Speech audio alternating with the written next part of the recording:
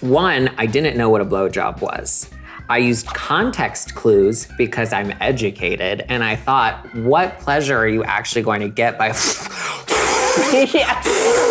on a penis? It didn't make any sense to me. Welcome to the Adult Time Podcast. All right, everybody. I'm Bree Mills. This is the Adult Time Podcast, and this is the very special MILF Oasis edition. I am here. I mean, I could go on and on introducing y'all, but I think you should introduce yourselves, and then let's get into this. So, my dear, welcome to the podcast. Yes, I'm Avery Lust.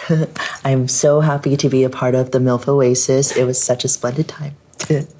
Excellent. Welcome. And do they need any introduction? Well, you know, I like having one. I like having one. I'm Jade Venus. I had a fantabulous time at the MILF Oasis. Oh, you were so good. Well, thank you. I'm Ariel Demure, and I too enjoyed the MILF Oasis. I was honored to be the proprietress of such a beautiful, forward-thinking concept. It was an oasis. It was. Well, and I think all forward-thinking establishments really, at the end of the day, they need an iconic proprietor. It really was progressive. It was. This. I liked it. Yeah, we need more of that in this world. Yes. There you go. Excellent. So we were just talking before the camera started rolling about we are here in the Adult Time rec room. But really, this is meant to encapsulate everything about who we are and the stuff we do. And of course, you have to have the predecessor. Actually, the predecessors to MILF Oasis are adorned on our walls. We've got Office Misconduct, our first Transfixed blockbuster, and then the follow-up Dolls, which we put out last year, and soon to be added to our collection.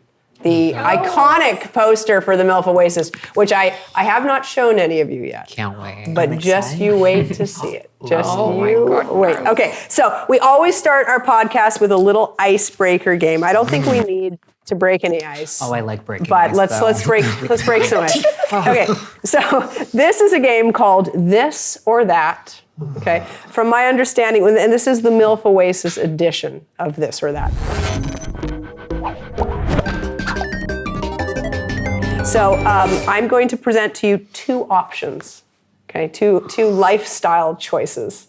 And I want you to let me know, each of you reflect, and then let me know if it's a this or if it's a that. Okay, so the first option I'm going to present to you is a once-a-month vacation to the MILF Oasis. So picture this, in your calendars, once a month you get to spend a weekend at the MILF Oasis, as two of you remember enjoying and one of you created.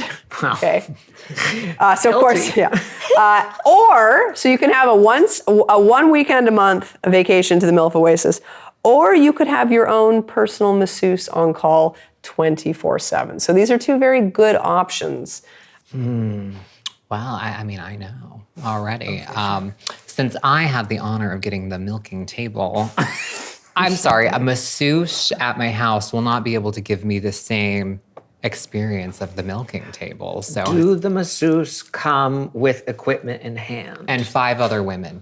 How is it? The one masseuse? Yeah, it doesn't say masseuses. It is a single personal masseuse, but 24/7 on call. Is this a Mary Poppins situation where there's just a big bag and whatever comes out of it? Let's assume the masseuse the masseuse is on call, which means the masseuse must be ready at all times, which probably means the masseuse needs to travel pretty light, I would think. So okay, wow, so you get for me. Well, you know, I think a good getaway. I mean, we're in LA, like a good getaway out of LA to the Oasis every month. Yeah. So I'm going with that. The Oasis for me. Oh yeah, I'm going to the Oasis. Apparently I own the place. Well, that's why we all get in for free. Yeah. The femme energy, Avery's saying the femme energy. I love femme energy. Oh, you sure do. Yes. Oh, yes, you do. And you got to experience some great femme energy with underwater. Casey Calvert, underwater, above the water. It was such a fun experience, you know. Okay, so it's a unanimous that the MILF Oasis wins? Oh, for sure. Wow. Sure, okay. Sure. All right. This or that. So this would be the ability to edge for as long as you want. Okay, so ultimate stamina. Or the ability to give yourself a foot job. First option, for sure. Yes. I love a good edge. What a, Good edge. we're at a rock and a hard place. Oh. Well, the first one for me. So the first, I think being able to hold an edge for a while sounds very talented. Yeah. Realistically, as Definitely penis helped me with ladies, my work. Yeah. we possess those two capabilities already for the most part. No?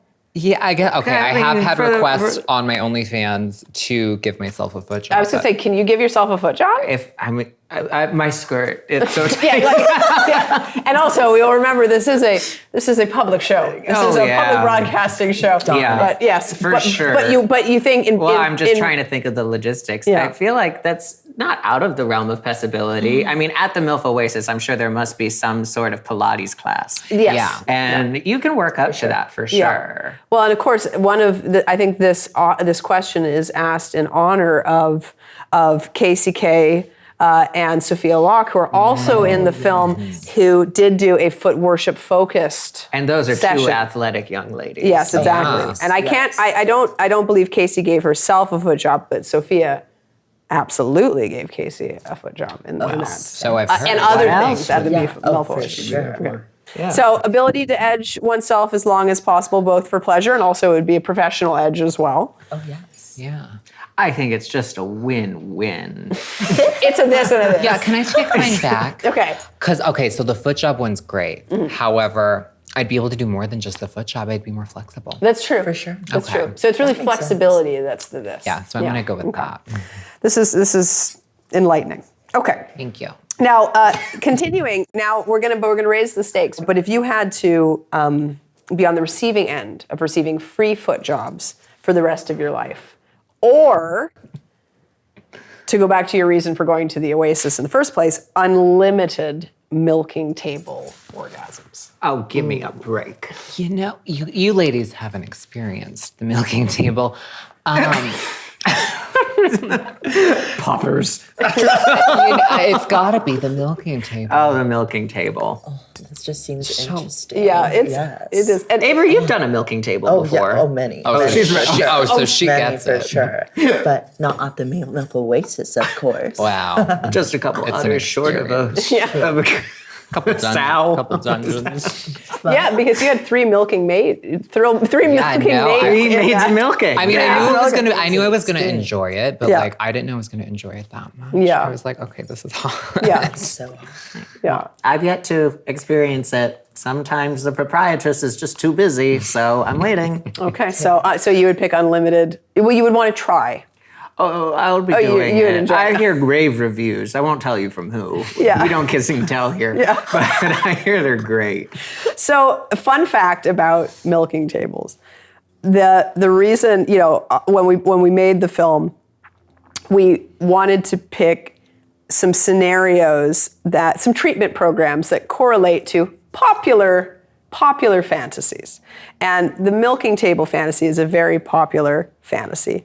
And Jade herself is the real reason at Adult Time that milking table scenes with trans girls got so popular, because you remember you were in that one like cheerleading one I remember. from a couple years ago. Forgot about that. We did do a milking table on that Yeah, one. it was. You were like in a cheerleading. I remember a cheerleading outfit. It was a milking table, and that scene just went full viral. I love that. And that's where we're like, okay, so that's a guaranteed hit. Jade Venus plus milking table. well, I did not know that. Yeah, no, you were the inspiration. When I knew we were going to bring you into the harem for this one. The harem. Because the fun thing about MILF Oasis is I wanted to combine two performers who had not yet been in a transfixed movie with two who had been in one before, and so the dynamic duo over here from Office Misconduct and you and Casey have been on Transfixed but not in a movie yet. Oh, for sure. And so I wanted to pick kind of really fun scenarios for everyone. And, but when it came to, there was no choice. There was no other choice. Jade Venus plus milking table. So you're like the queen of milking tables. Oh, thank you. Yeah. I'm honored. Yeah, there you go. Quite the We will get your crown customized, your trophy. Putting that on my Instagram. Okay, so now this might be subject to more debate. I don't know. Obviously, you were entertained by some fabulous MILFs at the MILF Oasis. But would you rather have a hot MILF boss or a hot DILF boss? If you had the option in life. Not, of course, not at the Oasis. That's a femme energy only place. But in life, hot MILFs or hot DILFs? Hot MILFs, for sure. That hand went up For fast. sure, yes. That's a toughie. Yeah. Okay, so like my boss, like in what context? Well, let's just say. What's he bossing around? Yeah, let's just say, a hot MILF or a hot DILF to tell you what to do in the right kind of way. Well, I don't like being told what to do, but if it's constructive and sexy, then Yes. yeah. Okay. Yeah. It depends. Is this a MILF or DILF that I'm being taken to lunch by? Are we doing retreats? Are we going to the Oasis? Or is this, purely a workplace situation? Because if it's just work, I'm gonna need a MILF, because I need to feel really like I can trust my employer, And if it's someone who's actually not really much of an employer in the first place, someone who I can actually boss around in turn, then the DILF works just fine. Good. A man will not be telling me what to do at any point in time in my life. Thank you very much. There you go. I like how this went. This went in a new direction, which is like, if we're gonna be, realistic and serious, I want a MILF mentor. Yes. Sure. But if it's a fuck toy, I want a DILF. Indeed. Brittany Andrews is already my MILF mentor. Yeah, there you go, MILF mentor. I already have one. Shout out to Brittany Andrews. Solid. Yeah. Love you, girl. Okay, all right. So it's MILF consensus with some DILFs thrown in for fun. Just here on the side. Just here on the play side. with. To play with. Gotcha. Something to look at. All right. I need them to live. There you go. Okay, the final this or that option. This is also, I'm curious to hear what y'all think.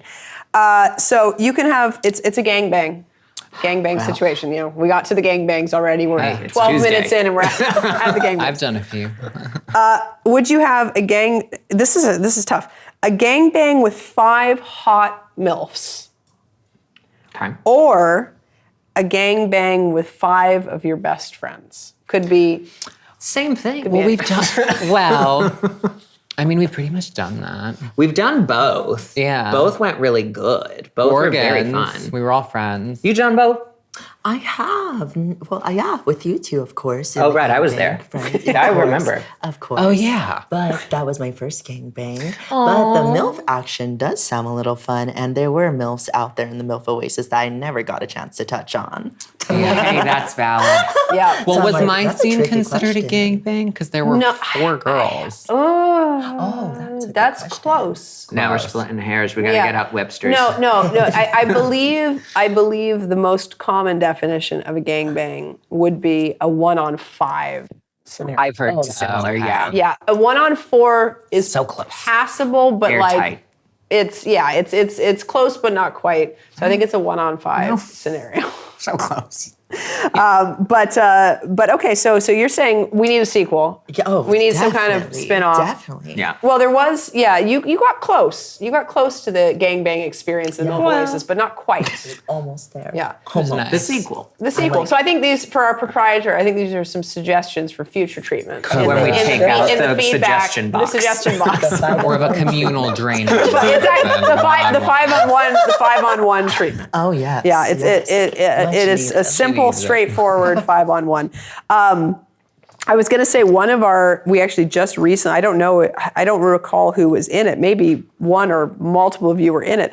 But we just put out a scene. We have a series on Adult Time called Accidental Gangbang. It's a gym. We've all been there. Yeah, I think you've all been in some part. But we just put out one recently, I think in the month of May, and it's doing super well.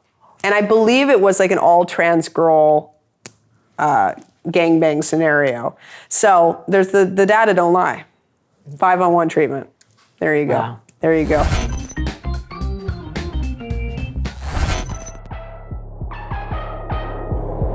Next stop, MILF Oasis. So what's the damage? How many sad girl playlists today? I just don't get it. I was literally the best thing to ever happen to her. Then it's time for an intervention. Get your ass up and put on something slutty. We're taking you out. Ladies, welcome to MILF Oasis. Where bad bitches like us go to reset. For women who crave an experience touch. Every guest receives exactly what they need, and our masseuses will take perfect care of you. Okay, all right. This is nice. I told you. First time at the table? Is it that obvious? You know, we do specialize in a full body experience. I could live here. Girl, I know. I'd go broke in a week. No games. No guilt. Just pure pleasure. Okay, good. So we've all passed. That was a test. You all passed. Yeah. It's good. Thank you. Good. I feel good. So now let's talk about MILF Oasis. For those who have spent the last number of minutes going, what the hell is MILF Oasis? I would like to hear in each of your own words what MILF Oasis means to you, what the heck it is, and what your experience was like making this movie. So let's start with you, For sure. Avery, because you were our sort of sure. protagonist in the middle of MILF Oasis. Yes. So honestly, it's so crazy. I got this role because it kind of aligned within my life. I was going through a loss of breakup, at the time. So I really feel like it was kind of therapy with me. And I did mention like the femme energy. I definitely feel like that helps me, like within me transitioning, finding femininity helped me sprout out to the woman I am, and I just feel like just seeing multiple other trans women and just all of us together as a community and also all our allies as well. I just feel like it was a really nice and uplifting place. So very therapeutic for sure. Amazing. Oh, that's awesome. That's so cool. Yeah, I agree with everything you just said. It was wonderful to shoot. I was going through a little bit of a depression during then myself. So like it was fun to like get out of that and like get into an environment where like we're all sisters, we're all here, we're doing amazing. And the scene, from what I've seen, the little bits behind the scenes turned out stunning. So I was honored to be in it. Yeah. Yeah. It was amazing. Bree, you had contacted me a little bit before and we're like, so I've got this idea. And this lady I had in mind for you. Was you? Well, because I have this tendency to play this one character and she's appeared several times in adult time throughout my career, and it's just been cool because in my mind she's the same person. She just changes vocations. Yeah. She was a psychic at one point, a charlatan, if you Yeah, will. yeah. She was a Nightclub, bar owner, yeah. proprietress of a cabaret space, and then she got tired, so she retired to Santa Fe and just really wanted to share space with people. And I really, really was almost emotional at one point with the dialogue that you had written. It was so beautiful, where she's just talking about how the world in its current state isn't always conceptualized with women and their joy, trans joy, just women as a whole, all of us in mind. And it was just so eloquent and just it came so organically, it just made sense. It was just very poignant and of the times, and it really felt like, yes, of course it was hot. It was a beautiful scene. Aesthetically, it was glorious. The performers that were picked were incredible, but it also had this subtext that was really awesome and just so of the times, and it's just so pertinent. And I'm very excited to see what the response is as far as what those sort of exposition elements add to the sex. Yeah, You know, yeah. it was just all around a really well conceptualized scene that obviously had an awesome impact on everyone who was involved in it. And things were done differently. Yeah. You know, adult time. You know, you guys are doing things different. So it was really cool. Yeah. Like, yeah. One of my favorite things about like being a queer filmmaker in adult, and it sort of ended up coming out in all the movies that I make, either that fall into like, you know, again, a lot of our content is, you know, does fall into the male gaze, right? And again, hey, you know, we all share the male gaze from time to time, right? And what half we the watch. population. Exactly. Exactly. And that doesn't necessarily need to be like a negative thing, like we'll call it like the traditional gaze. And I love with both the sort of like cis lesbian films that we do and the trans lesbian films that we do, like the inclusive projects, that they can appeal at a surface to all of those things that, you know, someone who might not ever think beyond the surface are gonna get off to, are gonna enjoy. But there's always subtext. And, you know, like I wrote, many years ago, I did a movie called The Turning. It was sort of like our first big lesbian movie for Girls Way. And it's about women who basically catch the gay from each other, and which on the surface it was like a zombie movie. Yeah, definitely. Watch out! Yeah. It's airborne, Ariel. And it on the surface was a really kind of pulpy, campy horror movie that's silly.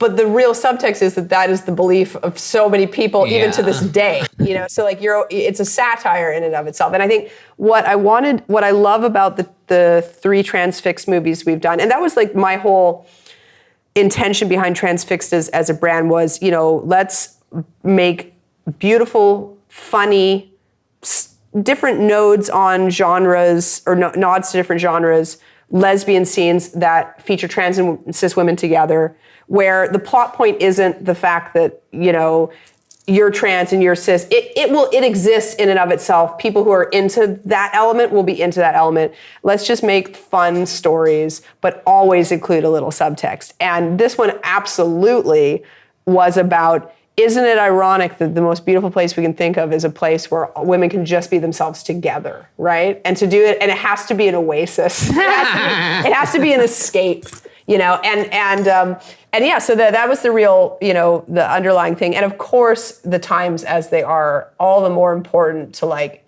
advocate for that, and, you know, to advocate for that message in a way. And I absolutely wrote the character of the owner with you in mind because of your fabulous speech at the awards this past year, which did, I believe, include the quote, "Fuck 'em." Did it not? Probably it a did. couple I think times. it did. I think it did. But there was some point that My you grandma said taught me that word. No, but there was some point in the speech where, you know, again, I'm paraphrasing, but you said something to the effect of, "Well, and if they don't like it, they can go fuck themselves." Yeah. And it was that kind of line, and, you know, just said in a very, you know, in a perfect Ariel Demure way. And yeah. I was like, well, that is what this woman needs to say about this subject, right? If people don't like it, they can go fuck themselves. So you literally Quite are literally, lives. Yeah. because they're gonna watch it Yeah, anyways. exactly. That's why they're pissed off about it, Exactly. because they don't know why they like it so much. Exactly. Yeah. So yeah, so it, you know, I love hearing that you all, you know, kind of took to it, and I loved it was such a great time. And it's always fun as a person behind the scenes, and I know that you experience this with the Gorgons project too, and so it's always fun to bring good people together, right? Yeah. And you all were a great group together. So there was a lot of good chemistry. But do you remember? I know, you know, I know everybody knows each other in the community, but you know, since chemistry is such an important part of this film, there was obviously chemistry behind the scenes in terms of people who had worked or worked close with each other, and also new people getting together. Maybe share a little bit about your chemistry with each other behind the scenes, a little bit in terms of how you guys may know each other, and also if there was anyone you met at the MILF Oasis you might have met for the first time, but you were like, ooh, I might want to work with them again. Yeah. I have never actually gotten to work with a lot of the gals on set that day, the cis women. Mm-hmm. Penny Barber is a friend of mine who I actually cast in something that I was lucky enough to do with Adult Time. Lauren Phillips is someone who I look up to a lot. She's incredible, and I've never actually gotten to sit down and like speak to her like for an extended period of time and get to know her. And I was shocked to like vibe with her so much. I literally was sitting on the bed with her like while we were in between takes, and I was like, "Are you a Sagittarius?" She's like, "Yeah, I am. How did you know?" And I'm like, "Because I'm a Sagittarius, and that's why we've never had this conversation before." Because it's just such a Sag thing to do. But and then I've never worked with Casey Calvert before. I've only worked in passing with Sophia Locke before. So it was really cool to just actually have an entire day where we're all sharing the space together and getting to know each other more. Because my role was a little bit more just the overseer of a very ethical work environment. Yes, exactly. Overseeing that everyone is taking pleasure in what they do and, you know, experience that feminine joy. Yeah. So it was awesome to meet all those gals. Everybody else I'd fucked already. Yeah. And they are great. Yeah, Lauren Phillips was the only one I had actually worked with prior. It was for you guys. It was like a Valentine's scene or something. Oh, I yes. remember that. That was forever ago. Yeah, it was a while ago. So it was so nice to work Valentine's with her Day. again. And I kind of got all of that, except Miss Casey. I have not actually shot with Casey Calvert, I believe. But yeah, it was so nice working with everyone for the first time. Penny Barber was great. I She know. is stunning. Oh my God. So yeah, no, it was Penny lovely. is the only person who I've had on the podcast that within like 10 seconds of the interview starting, I was just sort of like giggling shyly and like she was interviewing me. And she just takes control. She's so good. She is so She's good. She-Hulk if they were a real life human. Yeah. She's just like, she's a superhero in my mind. She just sort of is more on another planet. She comes from another planet. Yes, no, she may very well come from another planet, but it is a planet that you want to touch down on and check God. out. Yes, and then And I maybe did. run and hide. MILF Oasis 2 in space. There you go. Well, I'm actually filming. I kick off a movie this weekend with Penny in one of the lead roles, and I'm having her play a real bad mom. No, a stretch. No, but she hasn't been a mom like this. Oh my God. Yeah, so I'm Are you a excited. I'm good excited mom? because as soon as I got over, you know, like the aura of Penny Barber, then I was like, oh, I gotta put you in something real good. So yeah, so it's gonna be Are you a good mom? yeah. Oh, she's gonna be a bad mom. In caps, Bob? Yeah, Oh, in fudge. caps. Yeah, Fudge, yes, yeah, definitely. All right, excellent. And Avery, you got What was your Yes. experience with the meeting the gals of the MILF Oasis? Very nerve-wracking, but it was I was so happy to see that I did work with all the trans girls who I really worked with within my first time in being in the industry. Like I had a nice moment with Miss Ariel like a year ago, and it was so great. And then my very first scene with Jim Powers, I think it was with Jade and Miss Casey K. Yeah? Oh, so, amazing. Yeah, it definitely like made me more comfortable, like times 1,000. All the other girls were lovely. Sophia and I have been like in touch with like collabing in a way. So she's super cool. Working with Casey, it was very nice. I feel like our sex and just like working together, it was very natural. And I feel like it had to do with on and off takes, you know, just trying to get to know each other. That's my goal, is to connect with people in a way.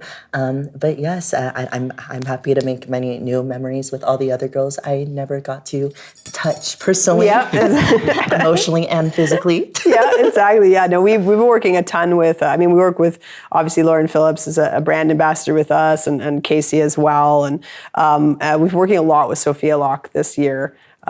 She's somebody who also, really enjoy working with. Good vibes on that front. And everybody, and Casey K, like one of my favorite, of our Muses series. She had like such a, everybody did. Everybody's Muses episode was Casey's amazing. Muses but was it was so gorgeous. Yeah. Yeah. So Avery, you mentioned in your first year in the industry, right? Relatively new. I know that with the trans community within our industry, For sure. it seems tight knit. Maybe you could dispel, but you seem like a real tight knit group, right? Yeah. And so, have you been? Do you mean the whole trans porn community? Yeah. Yeah. We know everyone. And welcoming somebody new into the fold. Did you get any good tips along the way from any of the of the OGs? And Yes. What I liked about that is like on and offset, I just feel like I could leave and not see them in like a year or two and then come back and it's like nothing changed. You know, it's all just catching up and just girl talk. And from a small town, I don't really get a lot of trans like representation out there. So it just gets me very excited. But just these women in general, they have given me a lot of great advice and they're I love you too much more. KCK as well. Like they're always there for me. They always check up on me. They always make sure I'm good and just within women, I did say something within my speech, like, and I wanted to empathize this, like, thank you for all the trans women who literally walked. So everyone else who are joining the industry, so they run. So thank you for that. And I really do admire Foxy. Oh yes, she's another. Yep. Yeah, she's Arizona. You know, where I'm from. And when I'm back in town, like we go to dinners and stuff. And just as a Latin woman, and she's been in the game for so long. Like definitely, I admire her so much. Yeah. She's 100%. She's amazing. 100%. I feel like it's so funny that you mentioned Foxy. I feel like within the MILF Oasis, like corporation, like the corporate structure, whatever the company that has all the MILF Oasis franchise at the very top of it, Foxy is like the CEO of If it's a pyramid scheme, if that it's a Rich pyramid is at the top exactly, of it. agreed. She's answering the phone calls. Exactly, agreed. So shout out Foxy. We love you. You are the CEO. Absolutely. So my notes here, my team who lovingly put together these questions have confirmed that the three of you were in that accidental gangbang scene, and I mentioned that that is hitting the top of the charts right now. And you were in it with Chloe K, Lola Morena, and Casey K. Yes. Yes. 2 months ago. But doing very well. Proof that is a scene that our fans like. It is. I think currently the month is still calibrating, but it's currently right at the top of our most satisfying scenes list. It was a fun one to shoot. Yeah. Sunny California, a big house, my daughter. You are so lucky, sweetheart. You must be Anna. Well, I'm Margaret. And Hey, I'm Henry. Nice to meet you. And I'm Paul. That's my back to carry. Hey, get back here. why did you have to do this, John? You didn't have to do this, John. I understand that you were jealous of your father and your perfect brothers. Fucking bitch. Mommy did everything she could for you. I even brought that girl into the mix. Did you do these for Mommy? Your mom is having an affair with your brothers? Stepbrothers. Made you feel like a good slut. Paul! It's not my fault that you didn't know what to do with her. I don't want her, John. It's not my fault that she made you feel all those things. Why her? I wish you were more like your brothers. They never would have done something like this. All they ever did was make Mommy very, very happy. But I brought you here for John. Not like you. It's the happiest day of my life. I chose love.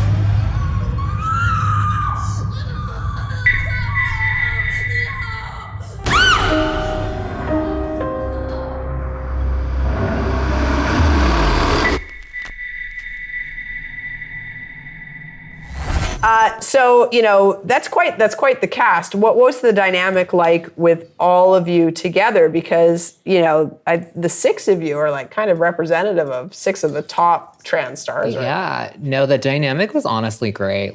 I mean, Casey, Chloe, Lola, we've all known each other for years at this point. So it was super chill. And Jim, fun to shoot with. So yeah, no, it was just awesome. Didn't feel stressed. We were just all It felt natural. Like we were having a girls' time. There was just a camera there. You know what I mean? And then we had her. Was that your first accidental gangbang? It was. Wow. It was, but it's not my last. It won't be by accident. No. Yeah. No, it was so awesome because, you know, the way that, and I've talked about this a lot, but the way that the trans community in porn has kind of had to just come to the common understanding that we're all working together. We're not working against each other. It's not, even though, you know, the way that the industry is structured and there's all these awards and whatever nonsense, like those are accolades they're acknowledgments for hard work.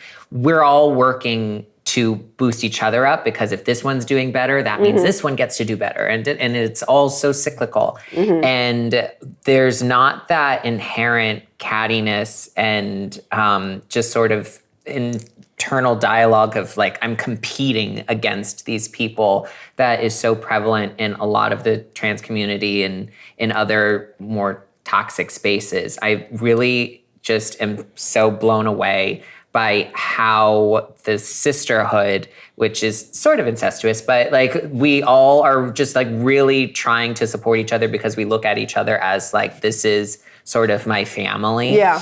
And I think it shows, and I don't know what the industry was like before me as, you know, far as that's concerned, you know, in detail, but it's so great to like have, you know, Chloe and Casey and Lola and me and Jade and then have Avery come in and Avery just immediately, it's like little puzzle pieces, just fits right in. Yeah, come right on in. This is easy, isn't it? This is fun. All right, cool. Let's just, daisy chain. It just happens, you know, because we're not having that internal monologue of, well, am I getting enough camera time or whatever? That's not even a question. Yeah. Because we just want to have fun and do cool shit. Yeah. Well, and you really, and you can really sense that, like, you know, anytime, it's obviously like, you know, tight knit in the sense of being, you know, a smaller kind of subset of the larger industry,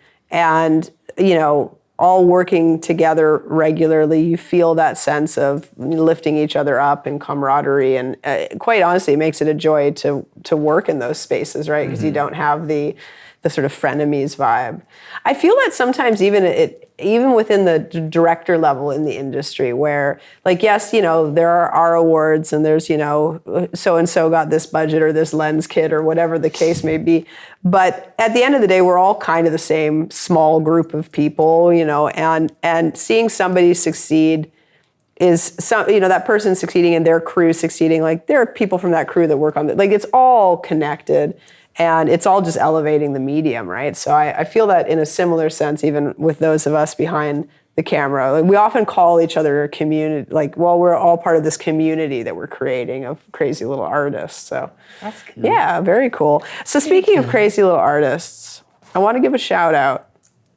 And I know that you three know him well. Jim Powers. Okay, let's talk about Jim for a moment. Can we talk about Jim? Let's talk about Jim. Let's talk about Jim. Let's talk about Jim. Let's talk about Jim. Are we talking about Jim? I mean, All right, let's talk about Jim. So I want, you know, okay, let me preface this by saying that my impression, okay, so Jim obviously works for Adult Time. He's one of our producers. He's not one of the producers who I have worked a lot directly with. He works more with my team. Well, you are missing out. But that is what I hear. So I know Jim's been around forever. Yeah. You know, Jim, like all of us, has evolved over time. He's like a fine wine. Yes. Yes. But I always hear the most kind of I often hear a lot of, oh, Jim, but like with big smiles on your all's faces. So what is it about Jim that makes it a fun experience to work for us? This might sound like weird, but like Jim has always reminded me of just like, I don't know, like the set dad, like the crazy, my God, I was gonna say the same thing. The crazy I was going to say the same thing. Like the crazy set dad, like, I don't know. He just has dad, like the silly dad vibes, and he's so funny and a little kooky, and I don't know, I just always for the most part, feel safe on set. Yeah. Like 100%. No. He is my porn dad. Yeah. Brittany is my porn mom. Jim is my porn dad. Yeah. 100%. Like if I have questions about anything, he is the first person I go to because I know that he is going to not only have a concise and astute way of answering my question, but he's lived it. You know, the reason why his sets are so intimate is because he's been in the industry so long that he's like, well, you know, I could do that. Yeah. I think I'll just buy that piece of equipment that I need in order to make that happen. It's him, a couple guys, and a lot of ambition and knowledge, and a lot of sass. Oh yeah, For sure. lot of sass. yes. For sure. But it's just there's something so warm and just casual about being on set with him that makes it feel like, okay, yeah, this is work, but that doesn't necessarily mean I'm gonna be leaving here schwitzing and kvetching and just like besides myself because God, that was hard. It's just, like I was saying before, you show up and we wanna have fun and we get to, and it's, I totally agree. There's definitely a lot of like studios. Like I love all of them so far. Like I don't have any issues with any, obviously, but like keep us booked. There's definitely a lot of studios where I feel more pressure coming to set, like because it's a bigger production and like I want to do amazing. And I don't know, there's something about a gym set where I like you were saying, and just so relaxed. I show up.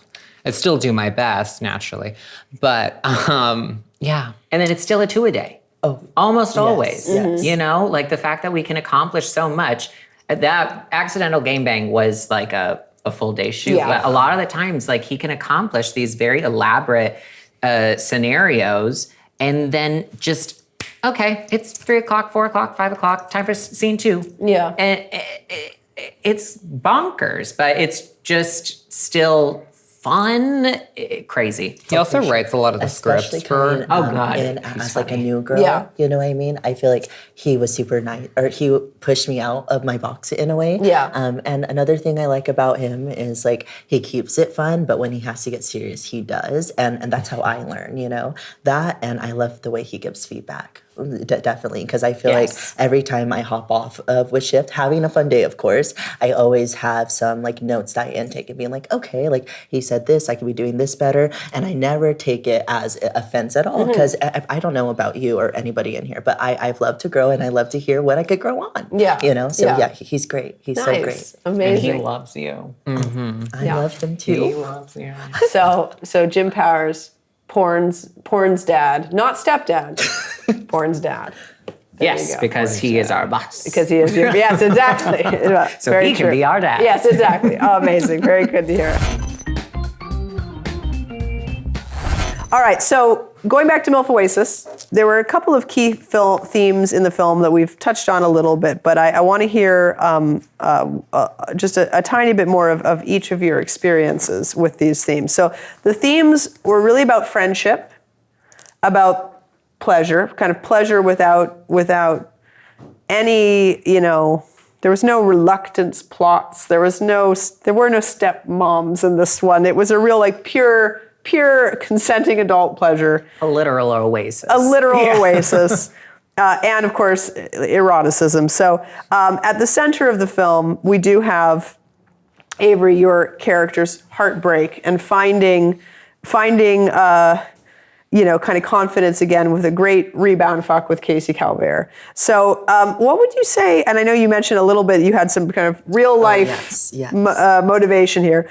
What are your best breakup rebound tips? Oh, breakup rebound tips. I'm honestly still trying to figure that out my personal self, but honestly, in a way, for me to distract myself after a breakup, I've kind of just been pouring on and loving onto myself a bit more, and also around all my loved ones as well, and just mental health for sure. Make sure that's up. I also tried to find different ways to fill in that void as well. But yes, I think I'm still trying to figure that out myself.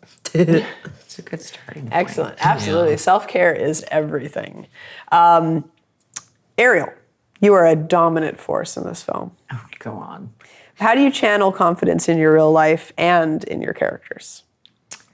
I I was raised by some stone cold bitches, and at the end of the day, I can't compromise on that. That's something I actually have to soften as I get older. So that's sort of second nature, is just being a wretched bitch. And finding that balance has actually been really transformative, because I obviously look up to these women. I think that they're the coolest and they mean so much to me.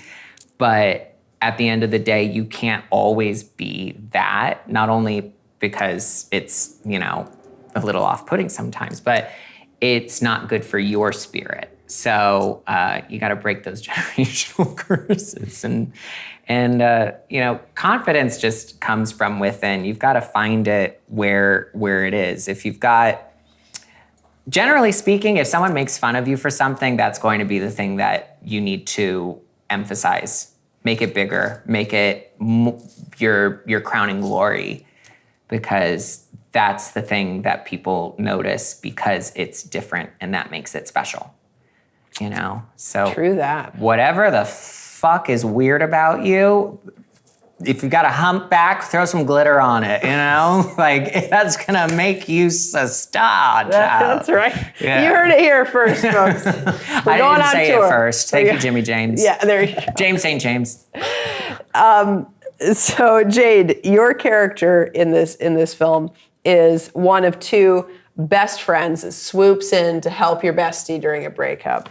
A really great example of a good friend, I would say. Thank you. I try. What especially, we've already talked about the importance of community in life and in this industry. What does it mean to you to be a good friend? What does being a good friend mean to you, especially outside of your character? Well, for me anyways, I grew up, interestingly, I didn't have a lot of family structure, I moved out at 15, was on my own. I still have a good relationship with my mom and everything, but I don't feel like I really have family, you know what I mean? Mm-hmm. So I kind of treat my sisters as my new family here. Mm-hmm. You know what I mean? Miss Tori, my porn sisters. Shout out to Tori Easton. Yes, miss her. She's over in New York. But yeah, no, I don't know. Friendship, in this instance, just means a lot more to me. Yeah. Because it's your chosen family, you know what I mean? So yeah, I would probably go with that. That's why I liked my role, mine and Casey's roles, because we were just the sister there to uplift her, take her somewhere to have a good time and get that man or woman off her mind. Yeah, absolutely. Absolutely. Mission complete. Well, so I saw. So one last, speaking of we were talking about, confidence and the importance of those relationships. So Jade and Ariel, you two were in one of our last big blockbuster hits over the last few years, Office Misconduct, immortalized on the wall. Still probably one of the most all-time adult time It's one movies. of my favorites because I get to scream at everyone. Exactly. And do it so well. And Jade, you got to be a mean boss in Office Misconduct, which is in contrast to Ariel's good boss in Isn't that MILF ironic? Oasis. It was a nice boss. So You are a nice boss in real life. So having had the experience of Office Misconduct in your characters, how would you compare that experience? How do you compare that experience to your time at the MILF Oasis?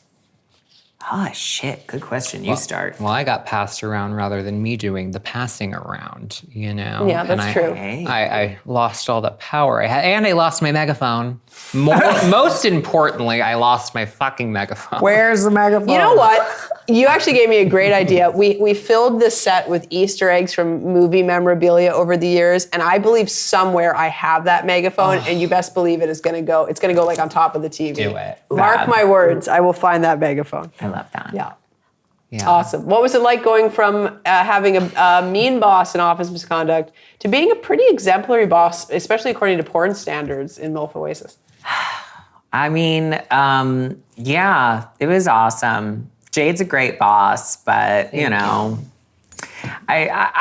You just excel at those roles where you get to just tell everybody what to do.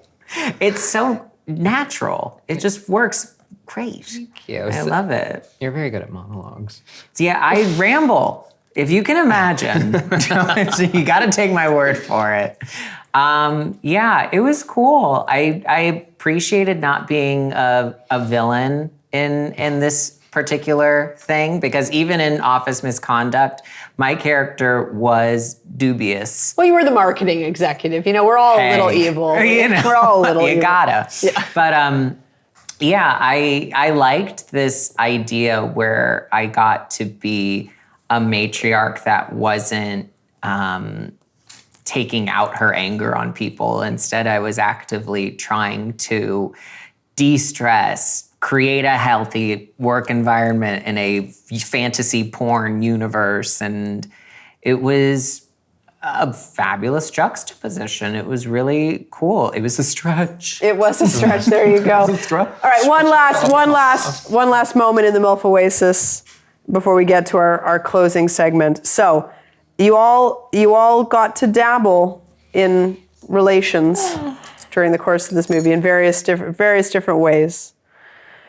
There were. You all mentioned there were ladies that you've been with before and ladies you have not been with before. So for someone that you have not yet been with, and we're not playing favorites. Everybody's amazing on the cast. But if you could have a one-on-one scene with one of the ladies of the MILF Oasis that you have not yet done, who would be your first? Okay, Penny Barber. Okay, what's the scenario? She beats the shit out of me. Okay. Good to know. I want her to bench press me because I know she can. Okay, all right. That I'm going to keep. But I want it to be at a strong lady circus. Okay. Strong lady circus, Penny Barber bench pressing you, dream fantasy scenario. I wear an ostrich headdress. You're wearing an ostrich headdress. Okay, yeah. Excellent. Jade, one of the ladies in the MILF Oasis. Okay, so I've shot with all of them now, though, except for Casey. Miss Calvert. Yeah, I don't know. Like, okay, are you? Because I haven't shot one-on-one with Lauren it could Phillips. It can be anyone from the MILF Oasis. Just if you were gonna. I was gonna say Penny too, but I'm gonna switch it up. I would love to shoot with Penny one-on-one, but I just think Lauren Phillips, like, we haven't had a scene to like one-on-one, but every time I shoot with her, she's just so like. She makes you comfortable, you know, and like I don't feel anxious around like working with her. Not that I do with the other ladies, but she is just spectacular to work with. So what would be your dream scenario? Sensual Lauren Phillips one-on-one? I don't know. I kind of like the idea of her being like a college professor or something. Okay, I like that. Yeah. A Charlie's Angels. Yeah. You could be Cameron Diaz and she could be Drew Barrymore. Yeah, that. And then you just need and then Lulu Chu can be Lucy Liu. Oh, there you go. Oh, that's lovely. Great stuff. You started grabbing Timmy's feet. I like a little foot play here and there.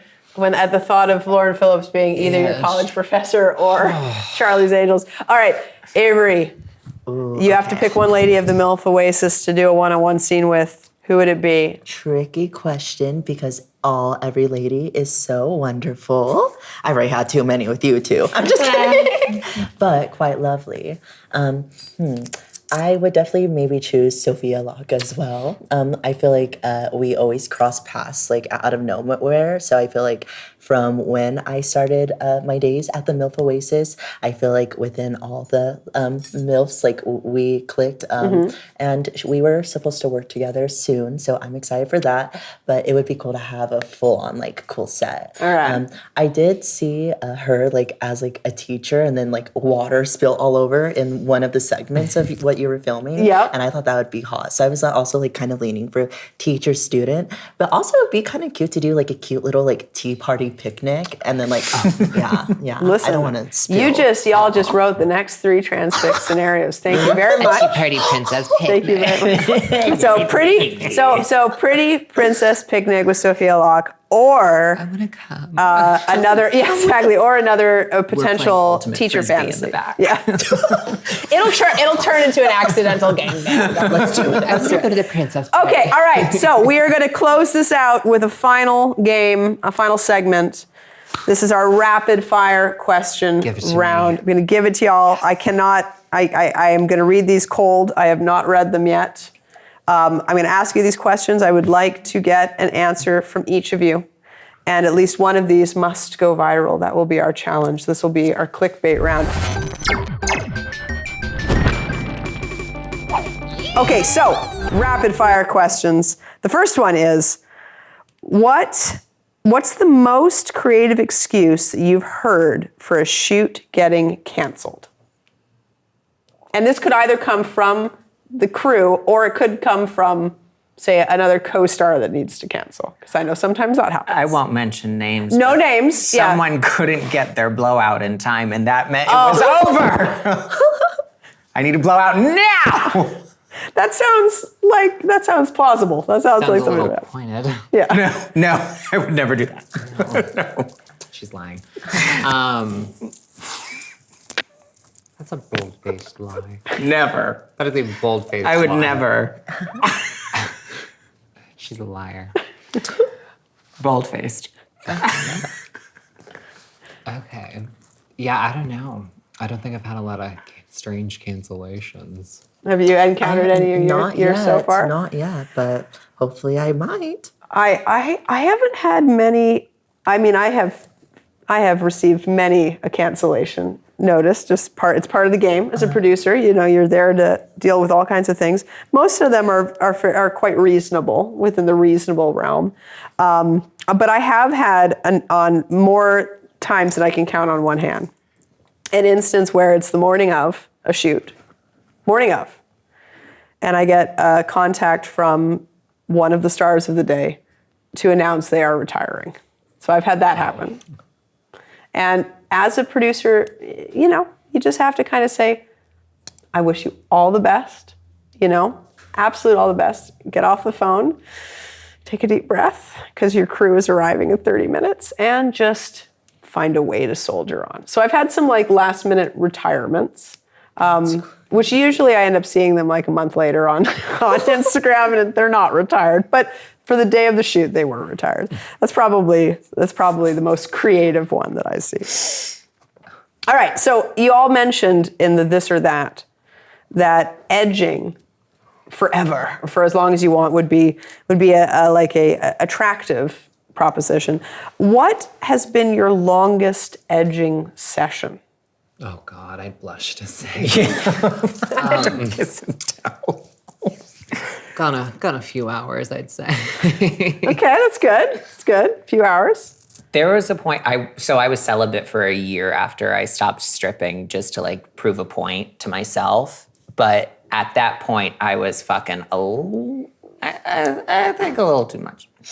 And I realized this might be a problem because entire days would be dedicated to just not coming. Mm-hmm. But yeah, like literally, that's when you know it's an addiction, when it's you actually have to cancel things and move stuff around in your schedule because your extracurriculars are more important. Like literally entire days. Okay, I have a question. Yeah. A follow-up rapid fire question. So during the era of the days, were there rituals involved in the day? I would accumulate a list. So I would keep a list of everything throughout that week that I saw that was like, ooh, attractive. I will be cranking it to that later. And then I would have an entire itemized list of things that I could go back and look at in order to make sure that I just hit all the bullet points, because I would make it a whole experience. Wow. Yeah. Wow. It was very methodical, very not erotic. Very pragmatic. Almost clerical at a certain point. But you hired a secretary at a certain point. What do I jerk off at 5 p.m.? Yeah. What's on my 5 p.m. today? Yeah. All right. So days. Avery, did you ever put together a masturbation playlist in your edging experience? Honestly, I have a COVID season for sure, and also probably one of the most depressive times of my life. That, and also during my transitioning, that definitely threw me into an identity crisis type of vibe, you know. And I didn't even know what I wanted to be, what I liked, you know. So definitely, maybe for hours, I was probably gooting on like Twitter or even I think it was Tumblr at the time, like pre-COVID. Oh, I miss I do miss Tumblr. I had so much Yeah. porn on there. The world of porn. I swear. No, Tumblr is the true. Yes. Not the anymore. True, no, not anymore. But it is the source of at least, you know, a couple generations, you know, sexual Check them awakening out for on sure. Blue Sky. There was there was something about Tumblr porn that was unlike anything else. No, I think it was the GIFs. and it was just helping find a way of a human just self-expressing and just knowing what they want. Sometimes knowing me, like I still don't even know what I want. Yep. So you know, porn is definitely up there within my days. So that's actually that's a good segue into my next rapid fire. So what's one kink that you didn't get until you tried it on camera, and then you're like, oh. Couple. Okay. Yeah. Does frauding do anything for you? Unless it's with a man, no. Okay, Valid. Yeah, frauding made zero sense to me for a long time. And then I tried doing it off camera and I was like, Yeah. okay, I get it. For those who don't know what frauding is, Google it. Please. No, Ariel Demure, can you please explain? Yeah, it's basically jerking it with someone else's penis. Yeah, so like you're just penises using their together. penis to jerk your penis. Jerking. Yeah, no, I agree. I agree. Doing that like on camera and all, like it's cute, whatever, but like doing it with someone in private time proved I feel like fascinating. feet too. Oh yeah. Yeah, I'm still warming up to that For one, sure. but if it's like a clean foot, they never used to do anything for me. Then all of a sudden, they just, they're already up there in the air. It just sort of ends up naturally kind of going in your mouth. And it's, hey, that can be fun sometimes. Yeah. Who knew? I didn't. you know another one I like, and I was surprised. I've seen some porn here and there back in the day of like women squirting. Oh, yes. And like, I didn't really get it. But then my first year in the industry, I did this trans angel scene with Joanna Angel, a queen squirter. I must say, it was fabulous. But I wasn't really warned. So we were like mid-sex, like she was about to come, and then I just got completely sprayed in the face and it went everywhere. It got on the cameras. And I was just like in shock, a little blown away, but no, it was hot. And then so romantic. Now when like the question on set is like, oh, like, should I squirt? Like, is that fine? I'm like, absolutely. Yeah. It's just very like theatrical. I don't know. It is. And a Very good festive. squirter is, it's a feat. It's an impressive It's quite the achievement. rarity. Yeah. Absolutely. What about you? What's one kink that you've discovered since being on set? Oh my gosh. I think I have two. First one is more what I've learned within my personal life too. Before porn, I was more a dominant top. I was doing other websites, within myself. But then I started to be submissive towards like women, of course, or even just anyone in general. So I feel like finding my submissiveness and taking it like a bottom that I am sometimes. I feel like that picked up on me within my personal life, but on camera, I love to be spat on for sure. Like mark your spots. I like that. Mark your I've spot. done it. Come on, right here, aim and fire. There you go. Above the face or just below the Anywhere. face? Anywhere. Face Okay. down. Yep. Nice. There Cover you me go. up All right. like a waterfall, baby. Who do I know? There's someone who I think, don't quote me, but I'm pretty sure that Miss Sophia Locke also is very into that. Oh my so gosh. there you go. I do remember that. There I has to be think a that was one of the collab soon. There you go. consent There has to be a collab. Okay, last question, ladies.